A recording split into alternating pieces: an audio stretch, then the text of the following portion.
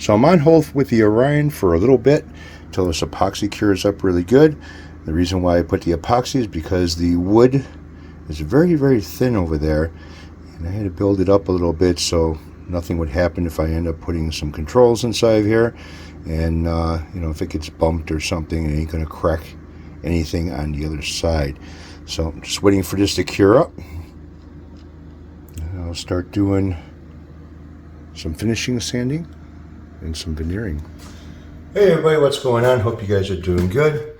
I have got an unboxing to do over here. This is a project guitar that I will be working on for somebody and doing a little bit of a custom paint job on. So go ahead and open this up. I believe that this is a kit guitar that the owner was trying to paint a certain way and was just having a hard time getting the look that he wanted. So I'm going to try to give him that look that he wants.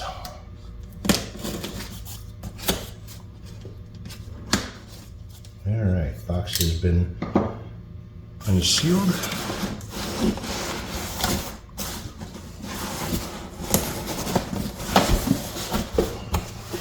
All right.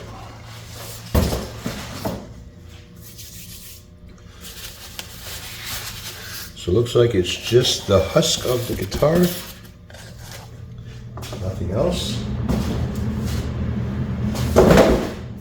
Box just fell. Let's go ahead and get this out of here.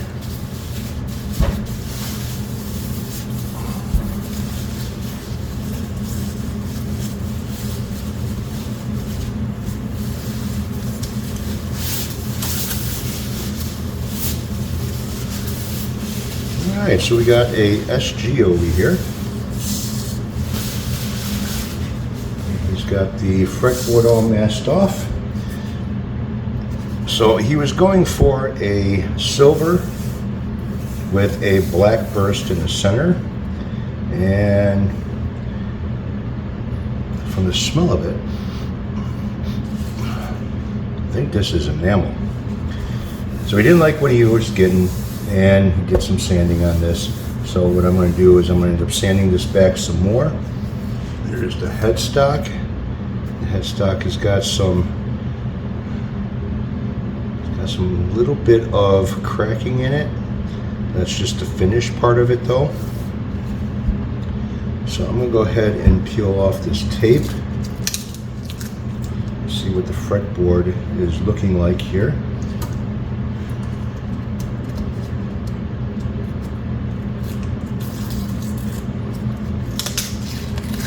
Oh, nice inlays.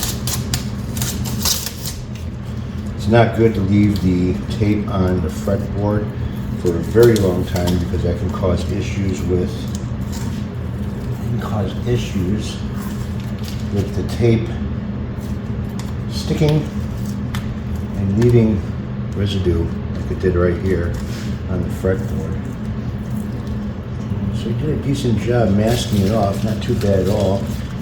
Doesn't look like you got anything on the binding, but there is a nice paint line here that will have to be removed. I'm going to have to scrape the binding a little bit. There's a little bit of paint on it, not much.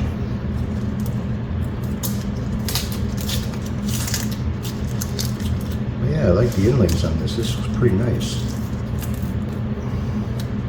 I'll be using 220 on this, just to even everything out, get rid of some of these deep scratches in the finish, and then I'll go over it with the 320 before painting. There you go. And I'm going to be using the paint that's already on here as a primer. I'm just going to smooth things out.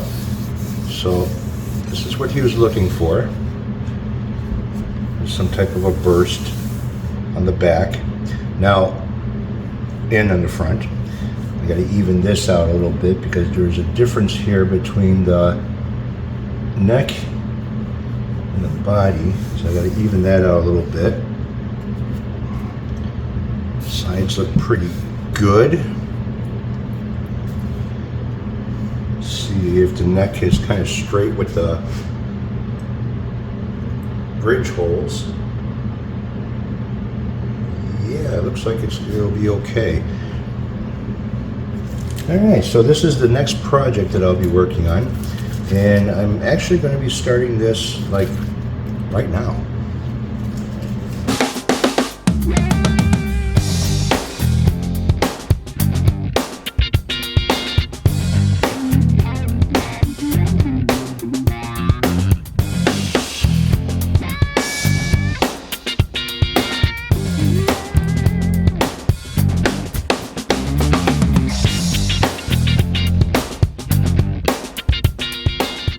Alright, so it's sanded back to wood.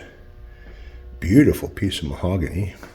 Got all the contours still really nice and sharp on both sides. So now it's to do the back and the head. Did I ever mention how much I hate enamel paint?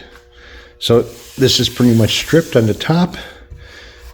I've got the sides to go. The back is stripped. I got the neck. I got to check a few things on this neck. I want to make sure that this neck is in there nice and straight. And yeah, so I'm going to kind of go over maybe something with the owner of this about the way he wants this painted. Maybe if I convince him or kind of show him a little bit about this, and maybe he might go for what I'm thinking. So we'll see. But it's up to the owner, and you know, the customer's always right?